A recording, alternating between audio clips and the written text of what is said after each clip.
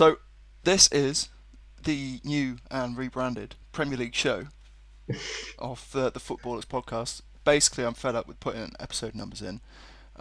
So that's how it's going to go now, Premier League show. And it probably will do better on YouTube SEO as well. So, for those 10 viewers, there might be more soon. But anyway, we'll see about that. It's not why we do it. But anyway, shall we quickly gloss over the almost forgotten game in respect to how quickly football moves? Wolves won, Aston Villa won. Yeah. Do you remember Yeah, what you like you think of say, that game? quickly forgotten. Can't really remember it. I'm gonna Google it now and just get a little recap. Did Yeah, you so watch? I remember it being very cagey. That's the main thing I remember is like there were fouls flying about everywhere. Yeah, Um, I think we were just about containing their midfield for the most part, and then a couple of times they got through, they looked very dangerous, yeah, as we we kind did. of I think thought. we did contain them in Yeah, terms of we felt like we had control, but like we said when we were previewing it, they always have the threat of Neto, and Neto did take advantage of that a few times. yeah. I suppose it was kind of like we had a tentative control where they just need one good moment to tip the balance. Yeah, Whereas if it was a team, say like in the City game, it was more they had absolute control, but Wolves just had a game plan to not be in control and still win. yeah, Um, but I think for us, because of the nature of ourselves and them and how there's a rivalry, their game plan was always going to be a little different, and so containing them and controlling the game was going to be more beneficial, I think, for us than it might be for City in that game. But anyway, moving on. McGinn, Dawson. John McGinn. Yeah, they had a bit of a thing, didn't they, McGinn and Yeah, Dawson? I can't remember. Didn't Gary O'Neill say something about him in the press afterwards?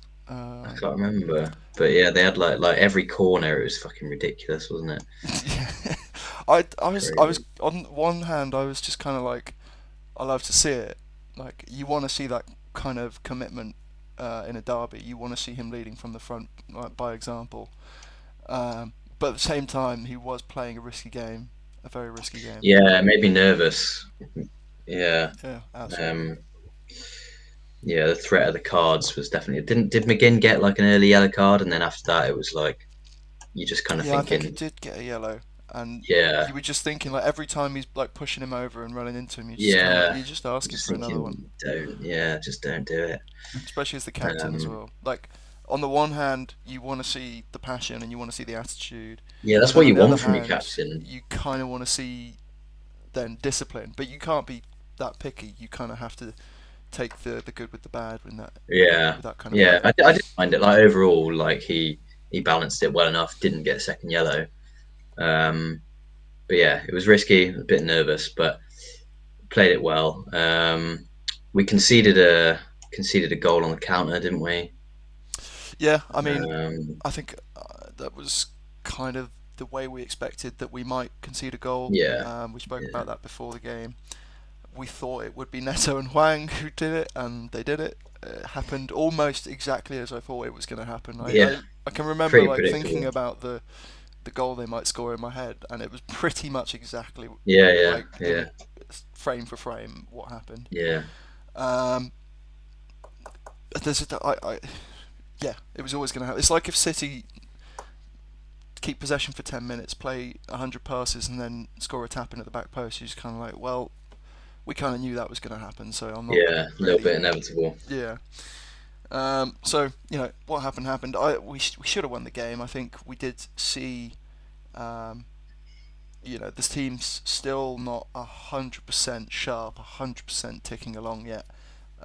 In those final few minutes, we had multiple chances where maybe a Yeah, slightly better decision could have been made, I think that's the or main thing is something that like that.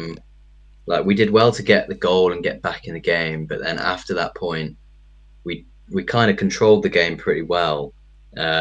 But the outstanding thing was that we did fail to create proper clear cut chances when they sat deep, which is kind of a bit of a Well, theme. do you know what? I would argue that we did, relative to a team that does sit deep and how easy chances can be created, I think we did sort of create about as clear cut as you tend to get in those kind of games.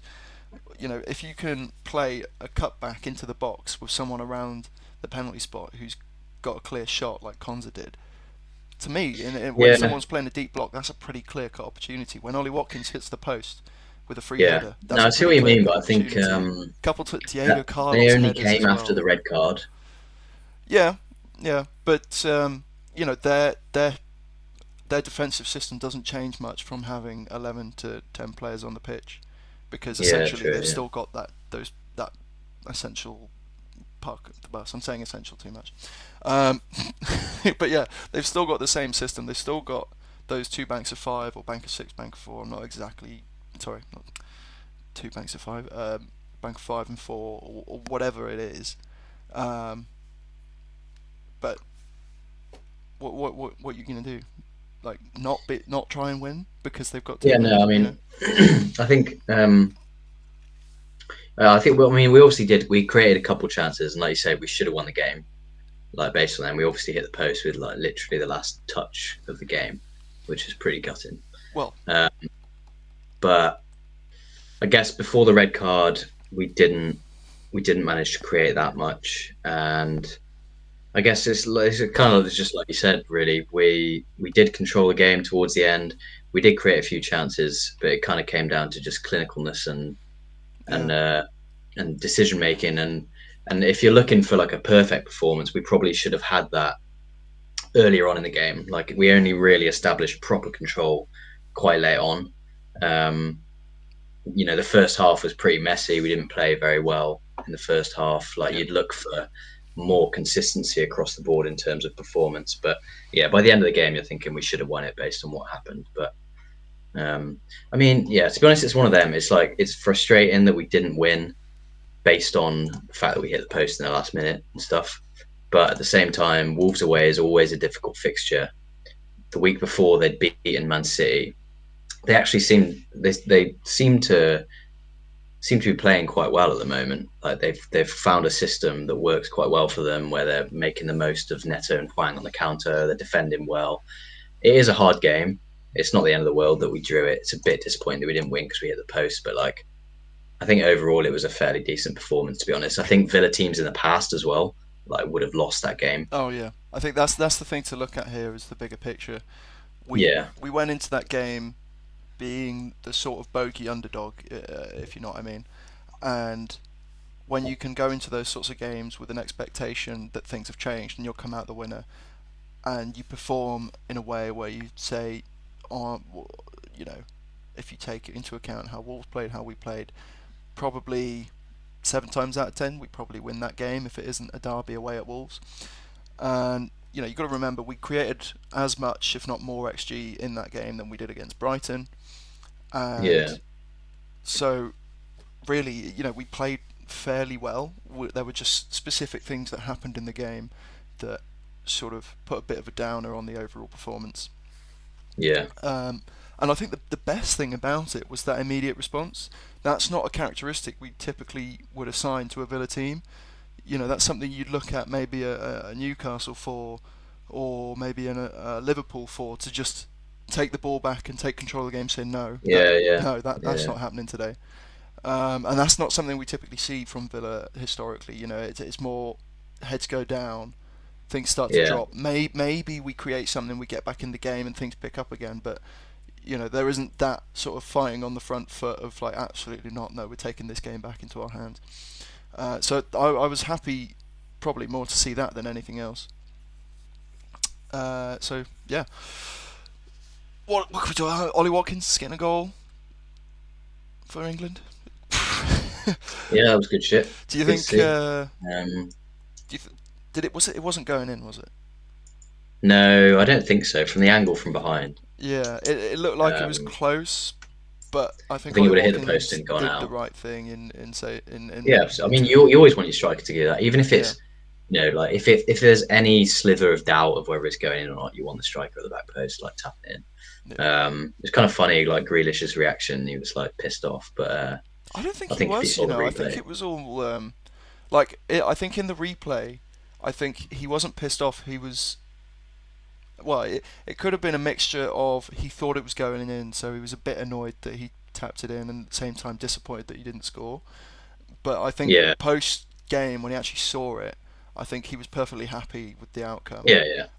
And I No, it think was all nice. that It was nice to stuff, see a Grealish yeah, assist for Watkins' goal. all that stuff in the media about Grealish being furious, it just pissed me off. Yeah, It's like it's so when you dumb. actually look into it, he actually was like great to be back playing like old times, tagged Ollie Yeah, yeah, Watkins in. It's like, yeah, oh, the media get on my tits.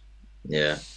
But Especially like Villa fans as well. I don't find it weird when Villa fans like hate on everything that Grealish does. Like, it's weird. yeah, I he like gave us 100 million quid essentially. I know. Guy fucking saved us, man. We wouldn't have got promoted without him. We wouldn't have stayed up without him. We sold him for 100 million. He could have Like, gone a lot sooner than he Jesus. did. Yeah, yeah, Yeah. absolutely. So yeah, Yeah, but no, it was good to I'm see. happy for Good to Grealish. see Ollie play. Um, Not much more to say about that, really. I think like if he has a good season, then if he gets like 15 plus goals, he's got to be the first choice for backup to Kane, hasn't he, for the Euros next year? Yeah, I mean, it depends if Tony comes back and has a good end to the Yeah, season. that's the He thing. could be a shout. Wilson, I think he's a better penalty box poacher, but his overall game's not as good as Watkins, so it depends what Southgate's looking for, if Southgate's even in the job still at that point. I think he will be. Some people have their doubts, but What by the Euros? um, I don't know about by the Definitely will be by Euros, the but Euros next year. I just, there's always chatter. Just it's there. It's like this talk of Tielemans wanting out. I don't know how much truth there is in it. Yeah, Like I don't. I just really struggle believing it. Um, I it don't could just think. be putting pressure on Emery, but I don't know what it is. I think like every time I read something about it, there's no actual factual basis for it other than the interview he did like weeks and weeks ago. well, I think there was There's no another. new No, I think there was information. another one in this international break where he might have said something, but I don't know. I don't think I've seen anything new. Like oh, on I Zaniolo. don't. Let's get on to Zaniolo. Yeah, Christ. I mean, again, Making that's another bets thing. on the We game don't you're really in know the while on the details, but bench. Well, allegedly. Yeah, we yeah. should put that prefix it with that. But fucking hell. Pretty fucking ridiculous. Isn't it? Yeah, I don't, it's weird. I don't know if I've cursed this team by suggesting a couple of episodes ago that they might be out by January. Well, I wasn't even suggesting that. I was just suggesting like a general mentality thing from Emery, which kind of changed into you thinking I was saying we're going to sell Tielemans and Zaniolo in January, but now it might actually be Yeah, now it's happening. gonna happen, man. Oh god. Hopefully not. But fucking hell. I don't know. What do you even say? It's like we don't know if Tielemans actually wants out, but everyone's saying he does. No, We don't know I if think I Zaniolo's broken reckon. the rules, but everyone's saying he has. Yeah, it's hard. Like I think the Tielemans thing, you've just got to wait until something more concrete comes about because basically all it's been so far is kind of rumor, and there's rumors that Tielemans is still unhappy and he wants to leave in January, and it's basically based on nothing. So like Yeah, and we're you only just got two to wait months and into see the with that. season. Like 2 months into his Villa career, you Yeah, can't.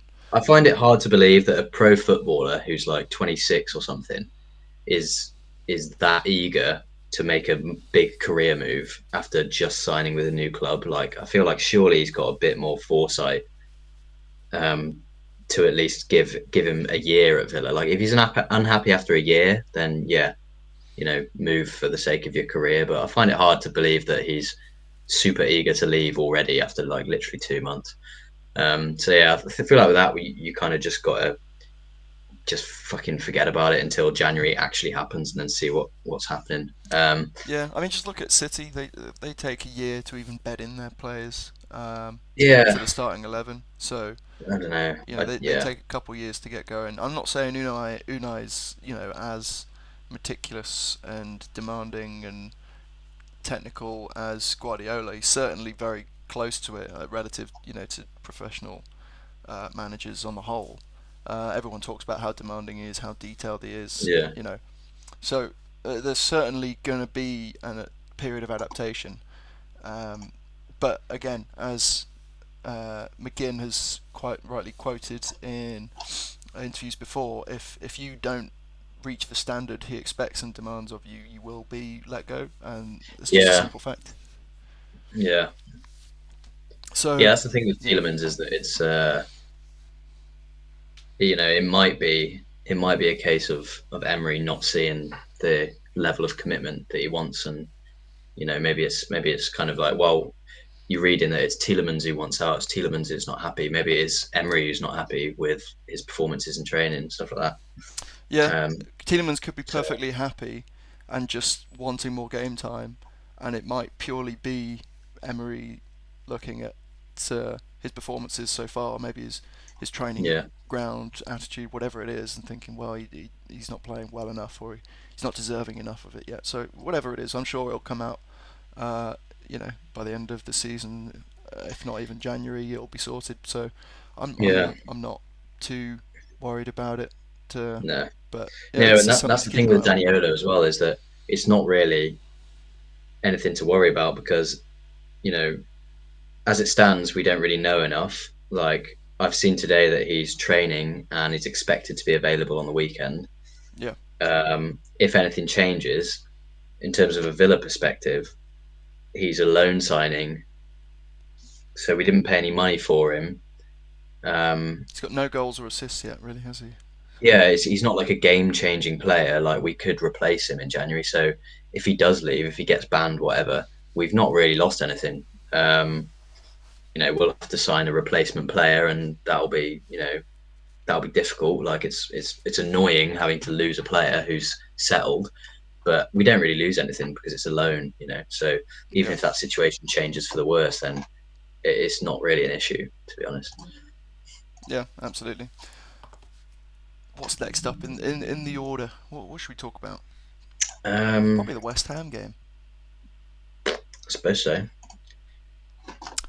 So, I said early on in the season I'm worried about playing West Ham, Yeah, you've been saying that for a while. and I still kind of am worried about playing West Ham, but not so worried when we're at home.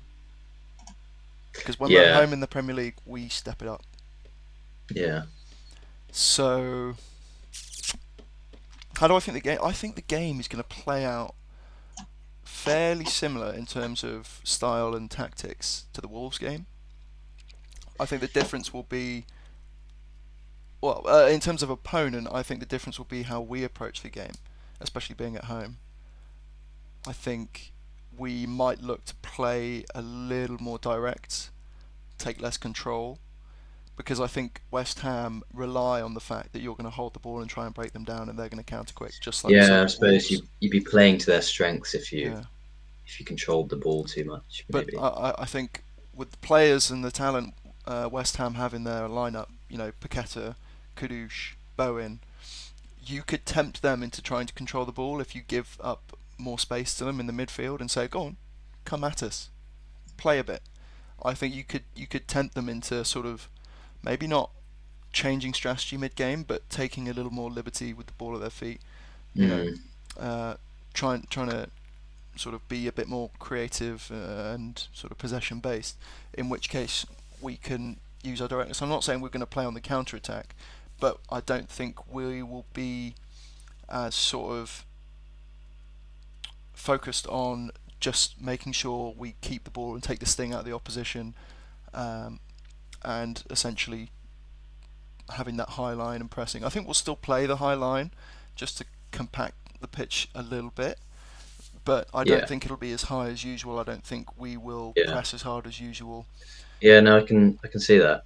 But Um, I'm not sure if on game day I'm going to be happy with that, because we've seen us try and play that way a little bit before against like Liverpool, and it just killed us. So Yeah, I don't know. It's a really hard one to predict. Like we're both teams that are doing well, two completely different play styles.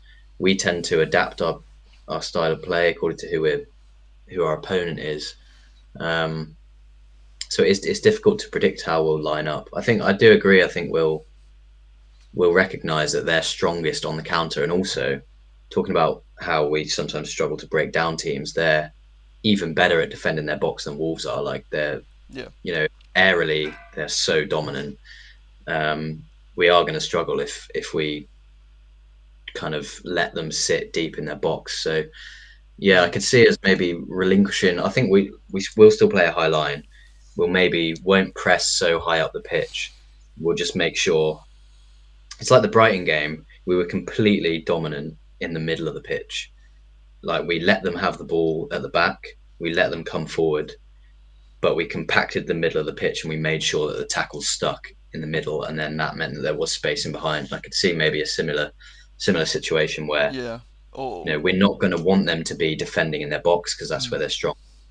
Not going to want a lot of space in behind us, so we're going to compact the pitch. We won't press high up. We'll just make sure that we win the midfield battle and then try and exploit some space in behind. yeah, I think that makes sense.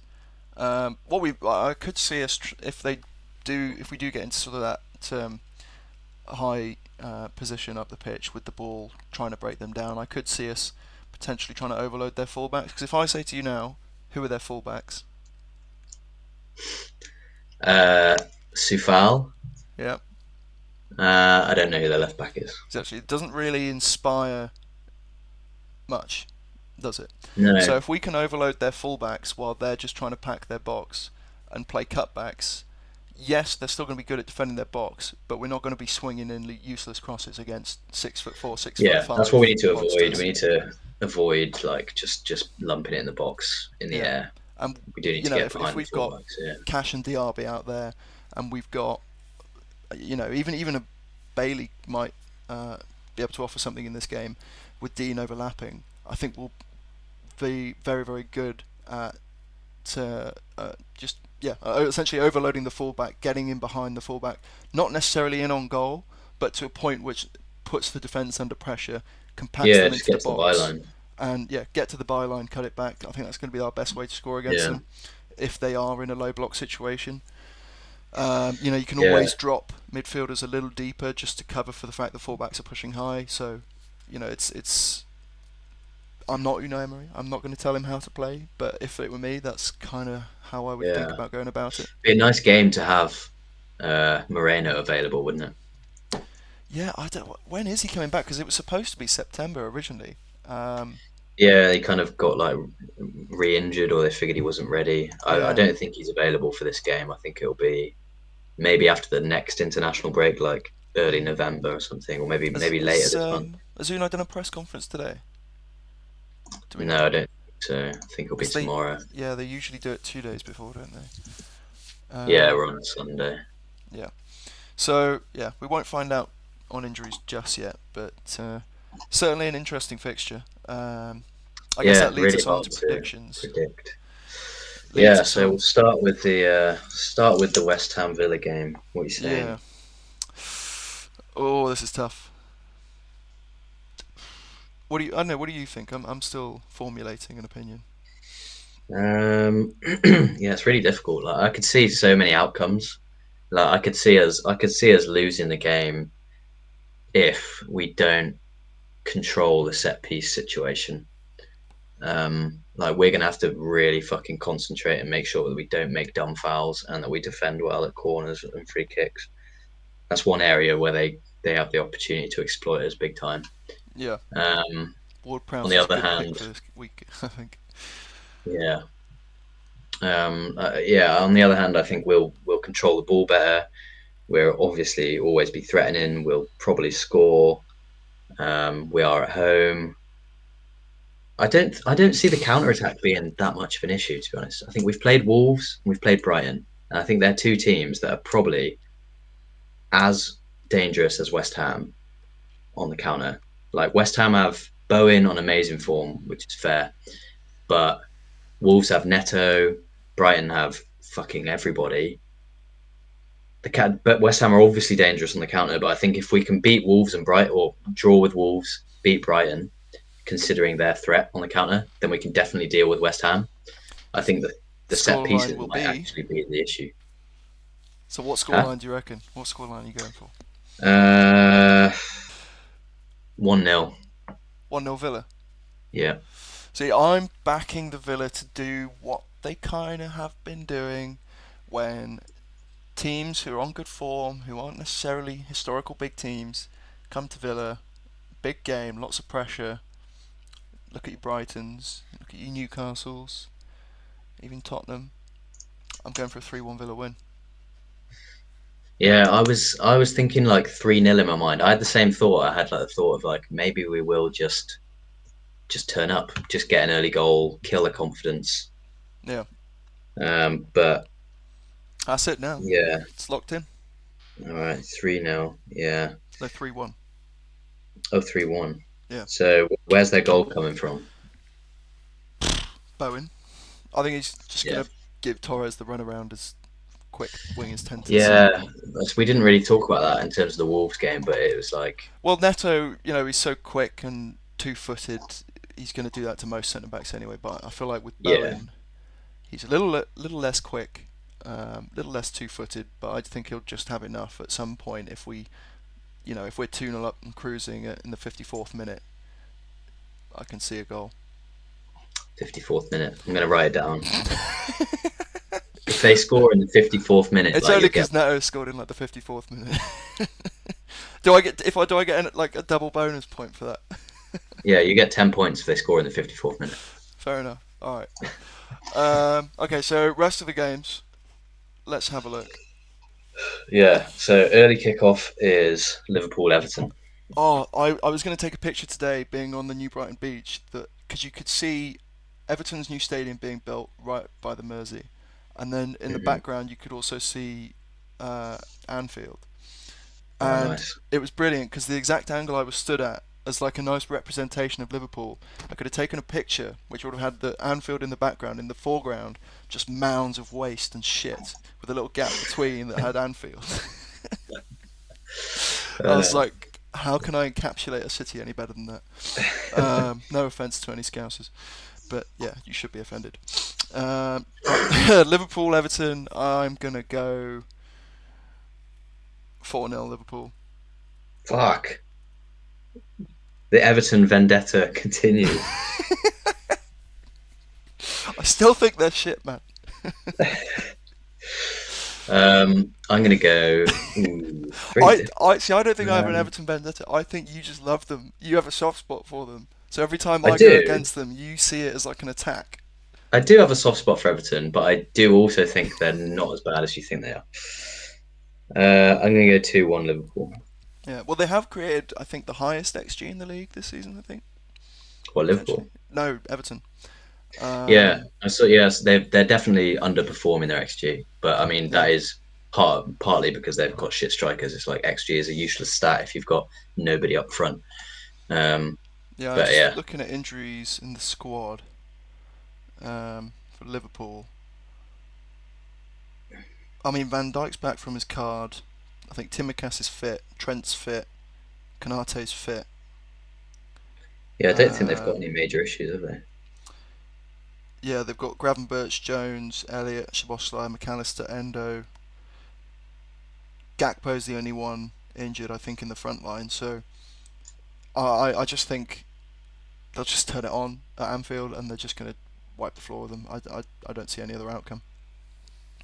Like if we go there Fair and lose enough. 3-0, what are Everton going to do? I know Everton have been a little improved this season so far, but I just don't see it. Yeah, no, I think it'll be comfortable for Liverpool. To be fair, I might be thinking. Well, I've written it down now, so I can't change. But Yeah, like, it is. I think the home fixture just does you know put the odds in Liverpool's favour pretty highly. But it's just such a derby, and Everton have got something about them. Like they'll make yeah. it difficult, I think. Like But part of me thought 4-1 and Everton will score, and that would make sense. But I think sometimes my yeah, instincts can be a little too directed by narrative. mm, So that's why I went for the 4-0. I was like, I can see Liverpool scoring a lot of goals no matter what, but it's just the narrative of Everton creating a lot of XG that makes me think 4-1. yeah, It's reasonable, yeah, it's logical, but I just thought with the golfing class in this game, I just think it's going to be a shutout. All right. Anyway, let's not talk too long about that game. Bournemouth versus Wolves. yeah. Mm. Pretty hard one. Bournemouth haven't won a game yet. I already know what I'm going to pick. Do you know? I've got a scoreline. I'm going to go 2-2. Oh, you're going for Desmond. I've gone for 2-1 Wolves. Pedro Neto, come at me. Yeah, I've got him in my fantasy now. have you? Yeah, Yeah. I've been thinking about him. What is I it? haven't got Six, him in there. seven goal involvements in his last 6 or 7 games. Yeah, and he's one Worth of a them as shout. well. He's in a team where he's basically the only threat. It's like if Wolves score, he's going to be involved. Yeah. If Wolves are playing a team you think they're going to beat them, he's probably going to be involved. Yeah, Um, Brentford at home to Burnley. tough one. I've got my score. I will go. Fuck, it's really hard actually. Just don't say what I'm going to say, otherwise it looks Two like I'm on copying Brentford. you. I've gone 3-1 Brentford. I think this is the perfect side for Brentford to play to get their groove back. A team that's under-equipped, overconfident, basically playing beyond their means in a league where small mistakes are punished massively. Brentford are the masters at picking apart super possession-based teams that want to come and dominate you, and I just think it's a perfect game for them to Yeah, just rip them a new one, three yeah, one. I can see Brentford winning. Burnley are just hard to predict, aren't they? Because it's like they've had some hard fixtures, they've had Mm, some decent performances, they've had terrible results. yeah, It's like really hard to know where they're at as a team. I feel like they'll for at least portions of the game they'll put up a bit of a fight, hence the goal. But I think Brentford will just have too much really. yeah. Right, City at home to Brighton. Ooh, that's a fun one, isn't it? Might have to watch that Mm, game. ooh, I don't know what to pick. I think, yeah, I'm gonna go maybe 4-1 City,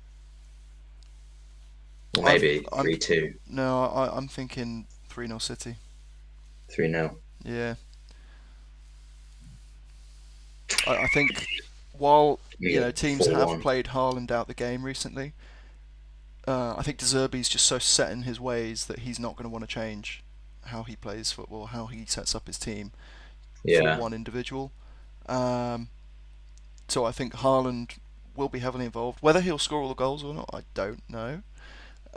Like you still got some decent centre backs there to mark him in the box when those opportunities do happen. I've so far provisionally captained Alvarez this week, so you can tell what I think is going to happen.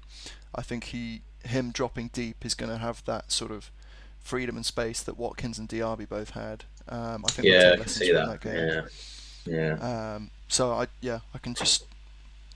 can just see City dominance. I think they often do when they've had a little bit of an off streak.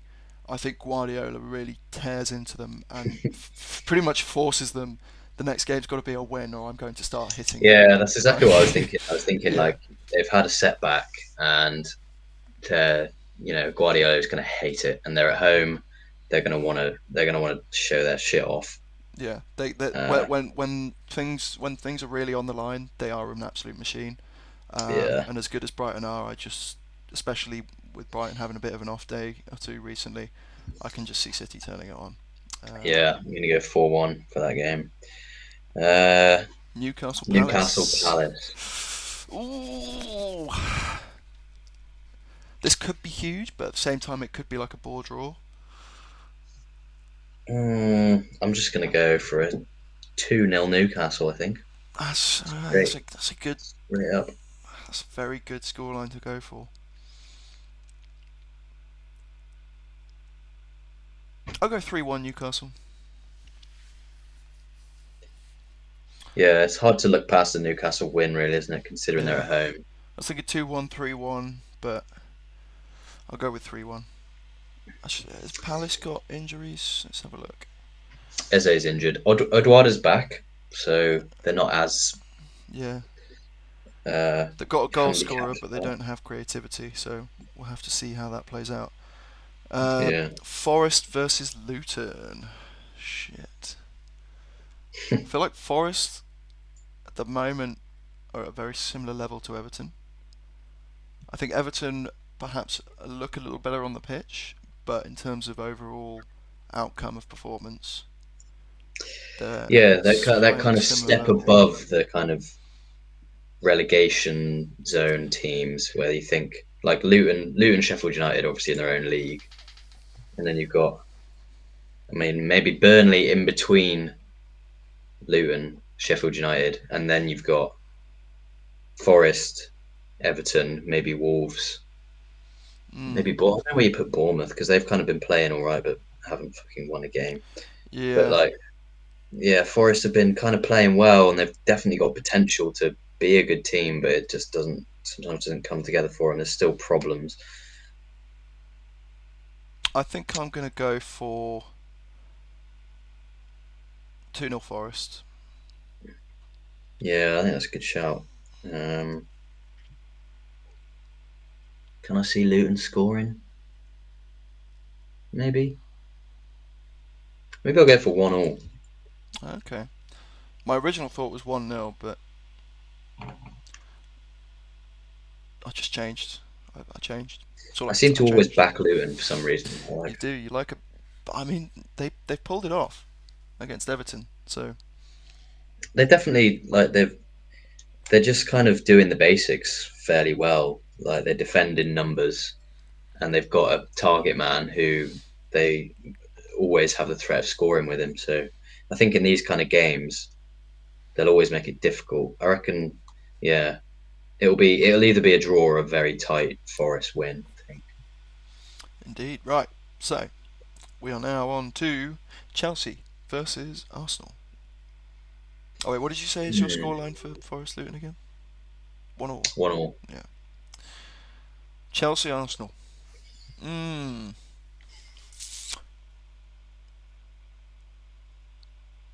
Fuck. Got to go for Arsenal win, haven't you? Mm, 2-1 Arsenal.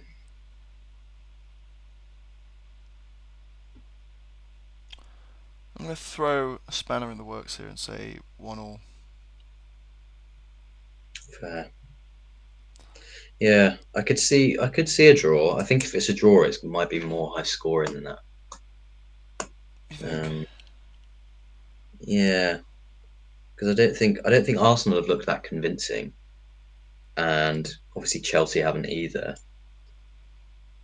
I don't know. It's like it's either I don't know. I could see it being like a cagey 1-1. I could also see it being a really like scrappy like 2-2, 3-2, or or Arsenal's kind of edge it. You gone 2-1. Yeah, Fair enough. yeah, Right, now we've got Sheffield United, Manchester United. Do you know what? A lot closer together than I originally realised, Manchester and Sheffield. yeah, Um,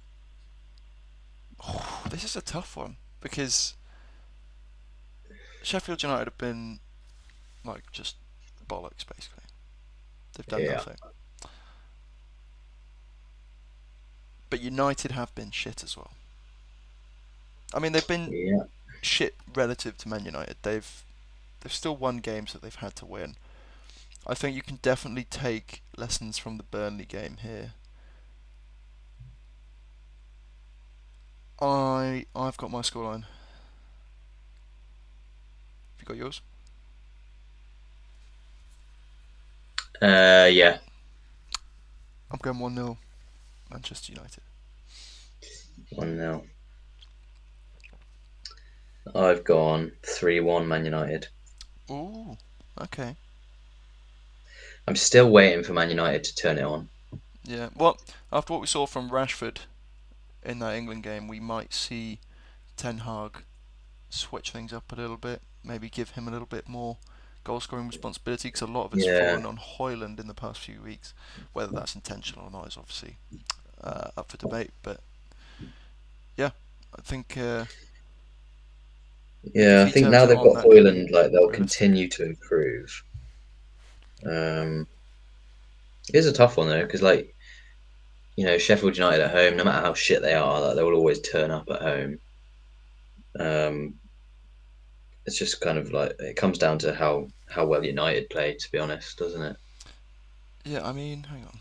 Was it? It's like if United play well, they could overrun them. If United don't turn up, I, it could w- be really I difficult. wouldn't say Sheffield United always turn up at home, to be honest, Well, no, they lost. They lost at home like 8-0, right? mate. That's what I was just gonna say. But like Uh, it's like they'll at least they've got the kind of fans behind them and stuff, and it's like yeah, if they when use it's that to their Manchester United advantage. as well, it's kind of like everyone. I think every team in the country, to an extent, has a bit of like a thing on their shoulder of like, oh, if we beat Man United, that's like a big deal. You know what I mean? Or just Yeah, get something against that's the them. thing. It's like if they keep United out for the first half, then suddenly United get nervous, the fans get hopeful, the whole atmosphere changes, I and think then Bruno's gonna save them. comes hard. Yeah, I've got Bruno as captain currently. I don't know why I keep fucking captaining this guy, man. Um, yeah, no, I can see like, oh, should we do a goal minute goal? No, no, I'm not doing it. Not doing it. Right, okay, let's figure out what's the final fixture. Spurs, Spurs at Fulham. home to Fulham, Monday night football. I feel like Spurs love a Monday night. Don't know where that comes from. I just feel like they love a Monday night. Fulham been a bit dog shit. Mm. I'm I gonna just go. want Spurs to lose. I just really want to predict a Spurs loss, but I can't really bring myself to do it. I'm gonna go 2-1 Spurs. Ah, I was thinking that. I was thinking before that 4-0 Spurs, but Bit of a dramatic difference. yeah. I really want Spurs to lose. That yeah, but your prediction's not going to change whether they do or not. Your But prediction's if I purely write it about down, getting if I write points. down that Spurs lose, it might make it happen. Of course, yeah. If I don't have the belief, then it's never going to happen. Well, it's not That's down to how your belief; it's down to the how these things players. work. Um, Yeah, that's what you think. du- du- du- du- Nah, du. I can't do it, man. Oh wait, Curtis Jones is out. I didn't realise that. Curtis Jones Yeah, plays for Liverpool. yeah. I just saw a news article. Yeah. Spurs Fulham, shit, man. Yeah, okay. 2-1 Spurs, same. Oh, you matched me. Yeah. No, Okay. I'm not. I'm changing it. Oh, you're changing it. 1-0 Fulham. Fair enough. Fair enough. All right, so that's Premier League predictions. I guess we'll finish this off just going through fantasy. Have a little chat. One thing I can say is I think after next after this week I'm gonna play my um, wild card, my first wild card. Yeah. I don't think I will this week, but I'm going to play it in the next few, definitely. It's getting to that point. So Um, I brought in Neto for who the hell? I brought him in for Koleosho because somehow Koleosho at Burnley was worth 5 mil. So I only needed the point 0.7 extra to get Neto, which is 5.7. So it's nice. like, Was that a yeah, straight swap, or did you have to? now straight swap. Just Fair. Yeah. What did I do this week? I think I maybe didn't make any transfers this week. well, I can go through Um, my team if you like, if you haven't made any transfers, and then we can sort of discuss. I've got Edison still in goal. Nothing changed there. Still, a solid team with a good defence. He's a great keeper. He'll probably keep a clean sheet in. Well, that's what I predicted at least as well. Just because Robertson is out, I have currently got Gusto starting. Also got Cash starting against West Ham. If they do overload the fullbacks and Cash is there, you never know. You never know. Um, Pedro Porro at home against Fulham. Just there. Just could be good. yeah, I've got Porro. Good shout. Madison vice captain against Fulham. I've then got Saka. I know he's only got a 75% chance of playing, but point being, if he doesn't play, I've got Odegaard as first option on the bench. um, because I feel like, well, then there's always that chance that Saka comes on in like, sorry, the last 10 minutes and doesn't do anything, which Yeah, is I'm just, the only thing. But I I don't know. feel like he's going to start because he played for England. So Diaby, obvious pick. Neto, Bournemouth away, obvious pick. Yeah, so I've captained Julian Alvarez, Brighton at home, as I explained earlier why I think he will do well. Did originally have Watkins as captain, but I think there's always that chance that things don't necessarily go as we expect against Yeah, a West bit too Ham. much of an unpredictable So game, yeah, I I didn't want think. to go there. And then Haaland, he's had a couple off games. He could be due for a big uh, goal boost, but just the way I see that game playing out, I think Alvarez will have a big part to play. So yeah, that's what I've gone for. What about you? Decent. So I'm playing Leno in goal, Ooh, which is not great, yeah. but my other keeper is Areola. So, like, if I wasn't a Villa fan, I'd probably play Areola, but I think Leno will make a lot of saves. Like, he'll get save points at least. So, possibly, but I think you'd have a better chance at a clean sheet with Areola. yeah, but I'm a Villa fan, man. I've got Cash and Diaby in my team. I'm not playing Areola, am Well, yeah, I? I guess when you put it like that, but then you also have Spurs players in your team, so it's kind of like, Yeah, I've got Leno in goal. Basically, just hoping for some save points from him. I've got yeah, Cash, Oro, and Burn in defence, which is pretty nice actually. Good fixtures. yeah, Cash and Porro obviously very attacking. Burn's got a nice fixture defensively, so pretty happy with that. yeah. Midfield is Saka, Fernandez, Madison, Salah, and Diaby. Hang on, Saka, Madison, decent Fernandez, choices. Fernandez, Salah, and Diaby. Salah, Diaby. Yeah, very good midfield. Yeah, I'm happy with it. It's just Fernandez is the only thing really. Like so I've got my front two are Morris and Holland. Obviously I want to get Morris out because his fixtures go bad and like he's not a great pick anyway. But like the only room to downgrade someone really is Fernandez. Yeah, Um, so depending on how this week goes, I might get Fernandez out and then upgrade Morris to like Watkins yeah. or So United have got Sheffield away. Then obviously they've got City at home. yeah, Then and then they've Fulham got good away. fixtures. Then Luton at home. Then Everton away. So it's quite a mixed bag for United's fixtures. I Um, don't really want to get him out. Like I think he's still a good pick, I've just seen but something it's so just exciting. what. We've got Luton at home next week. Yeah, we've got fucking good fixtures coming up, man. That's why I think maybe Fernandez out, Watkins in. Even though I don't really want to get Fernandez out that badly, like Watkins has got some nice fixtures I coming think you up. might have to cut your losses on Fernandez, to be honest, mate. Yeah, I Um, agree. Been holding on like to him Watkins and quite Salah have the heavily. most points in the league so far this season. Um, Haaland third, then Son, Saka, Anderson, Bowen. How far do we have to go to get to Fernandez? 33 points, so he's level with sort of Areola, Soufal, Awani, Darwin, Levi Colwill, Mickey van der Ven, and he is 8.4 million.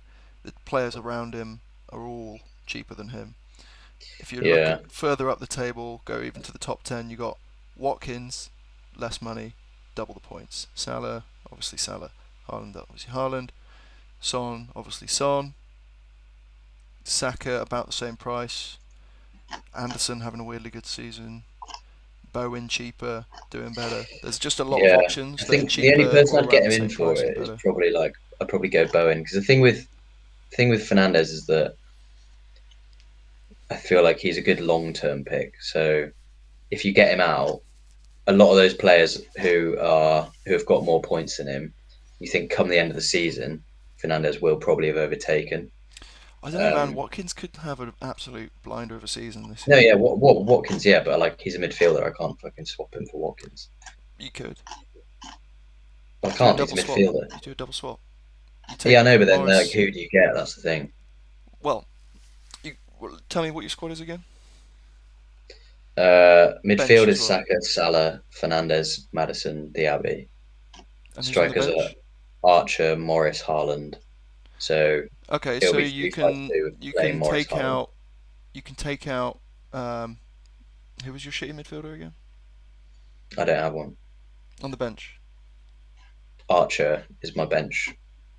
Oh, so you don't have no midfielders on the bench. No. Okay, so you take Fernandez out, and then you swap Archer for Watkins, and you bring in Neto. Yeah. Yeah, well that is one of the options. That's basically the options is getting If a the budget money adds for up, but Fernandez. yeah.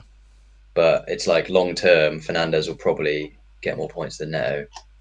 But then if you just still don't want to use your wild card, you can always bring him back in then. Yeah, Um, I think yeah, I don't know. It's just a hard one.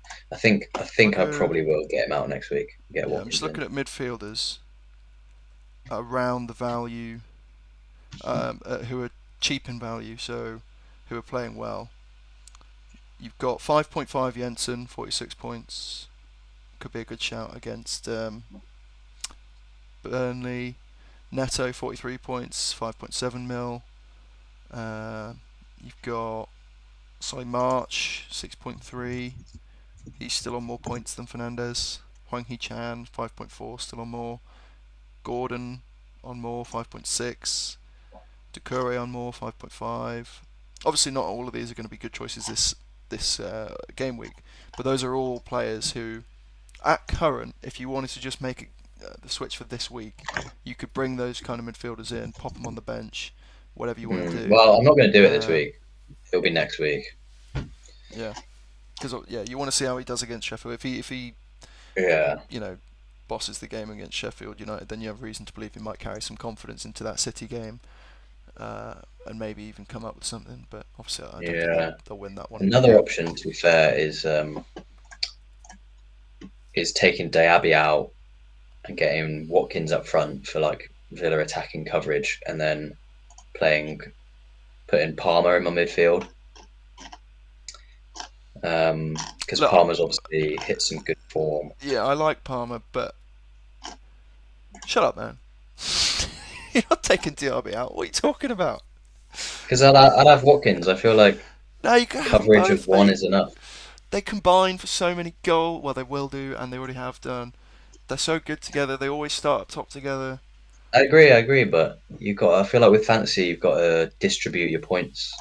What, like with having no more than two players from each club, and each of those players has to be contributing in a different aspect. So either like defensive or I attacking. mean, yeah, you'd like like doubling up on two attackers from the same team. If that team doesn't play well one week, then you're kind of screwed. Whereas if you get Watkins in from Villa, you're fairly well covered for their attacking returns if they get any. Yeah, I mean there is that perspective. I'm just looking at it as our fixtures look great, and we've got a fullback that's in great attacking form. We've got two attackers, one who plays a slightly more uh, sort of, let's say, variable role where he can be on the wing, he can be in the middle, he can be getting in behind. I just think even if Watkins is the guy scoring the goals and Diaby isn't, I think he'll be the one most likely getting at least one assist. Uh, Potentially, Yeah, if I it's a mean, yeah, big game, a lot of goals scored. I think if we don't win, it'll probably be. I doubt it'll be a loss at home, and with the good fixtures coming up, I'm expecting some clean sheets as well. So I'm happy to go all in on Villa for the next few weeks, to be honest. But that's just me. yeah. I mean, yeah. I kind of agree. Like, I think having both Diaby and Watkins is a good shout. But if I'm going to get Watkins in, I need to make a sacrifice in midfield somewhere. Yeah, So fair enough. Right, I think we should wrap the episode up there. We've got through an hour, surprisingly, with what we thought was not much to talk about. Maybe I'll have to cut it down a bit, but yeah, it's been a good debut episode for the Premier League show, I suppose we'll call it. Well, it's not much of a show, but we can build on it. We could bring. I don't know if I ever get good at editing, I could bring some cool transitions in or something, or a nice start-up theme tune, or maybe we'll have segments. Who knows eventually? But Yeah, I think uh, segments could be a good idea actually. for now, we just generally talk about the Premier League and mostly about Villa. So I mean, that's what we've always enjoyed talking about. So that's what I think we should Yeah, continue doing. pretty much works. And we can brand it as the Premier League show with a heavy Villa bias, but you know, it's what it is. It Anyway, is what it yeah, is. that was the debut of the Premier League show. If you're still watching, enjoying, and you liked it, then like it, subscribe, comment,